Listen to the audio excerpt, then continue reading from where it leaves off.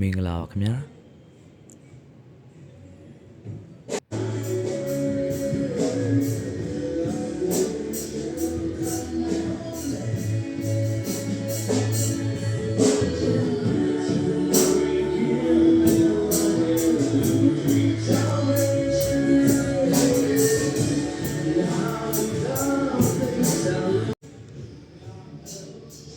ပန်းချယ်ဒီပွင့်တဲ့တောင်တန်း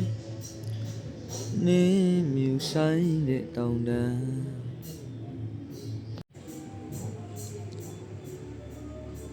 ဒါရတဲ့ဆောင်းရံဒီရဲ့ညနေခင်းလေးတစ်ခုဗျကျွန်တော်တငယ်ချင်းတယောက်ရဲ့ MTV shooting လေးတစ်ခုမှာကျွန်တော်လာရှုပ်နေတာဗျ